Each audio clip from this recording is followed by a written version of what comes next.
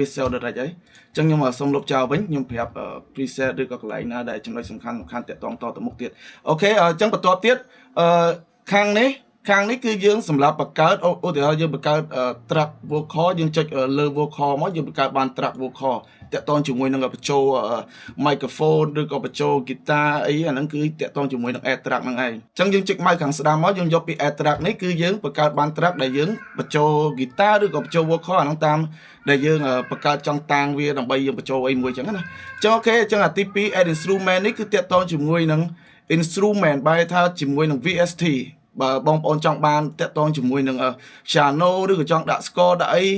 VST ផ្សេងតាមចិត្តដែលបងប្អូនគិតថាស្គាល់ពីពួក VST អញ្ចឹងណាចឹងបើសិនយើងចង់បង្កើត VST មួយឬក៏ចង់បង្កើត piano មួយខ្ញុំស្គាល់ក្រុមហ៊ុននៅ EZ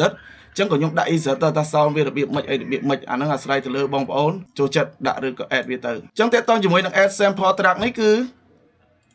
តាក់ទងជាមួយនឹង sound ខាងក្រៅ sound ខាងក្រៅយ៉ាងម៉េចតាក់ទងជាមួយនឹង sound ឥឡូវខ្ញុំសូមអត់ទាន់បញ្ចូលនេះសិនខ្ញុំសូម clear ទៅមុខសិនព្រោះហ្នឹងតាក់ទងជាមួយនឹងខាងនេះផ្សេងទៀតចឹងខ្ញុំទុកអានឹងចោលសិនចឹងទី1បងប្អូនត្រូវយល់ថារបៀប add track ឬក៏របៀប add instrument សិនហើយមួយទៀតគឺខ្ញុំប្រាប់ពីតាក់ទងជាមួយបើសិន sound card យើងអត់ទាន់ support យើងចូលទៅពាក្យថា studio នេះហើយយកពាក្យ studio setup ដោយសារខ្ញុំ record ជាមួយនឹង computer នេះ direct ចឹងខ្ញុំអត់មាន sound card ខ្ញុំទេចឹងកន្លែងនេះបើសិនជាបងប្អូន set up driver វាហើយ sound card វាយើងដាក់ឈ្មោះតាំងដោយ sound card យើងអញ្ចឹងណាឧទាហរណ៍បើ sound card ខ្ញុំអានេះឈ្មោះនេះអញ្ចឹងខ្ញុំដាក់ទៅលើឈ្មោះហ្នឹងអញ្ចឹងទៅហើយយើងចុច OK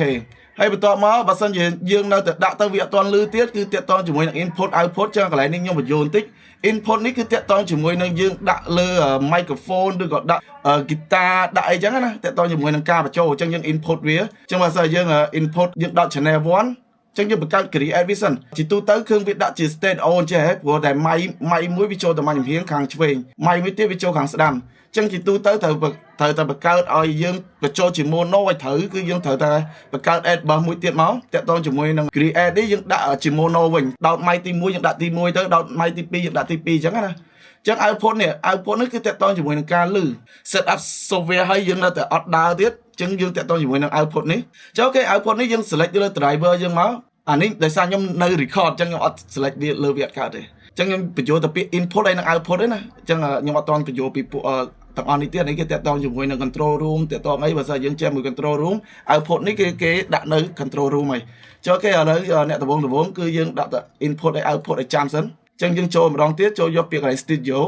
ឬក៏ពាក្យ F4 ក៏បានពាក្យប្រកាសវា F4 កន្លែងនេះអត់មានដាក់អីទេមានតែ studio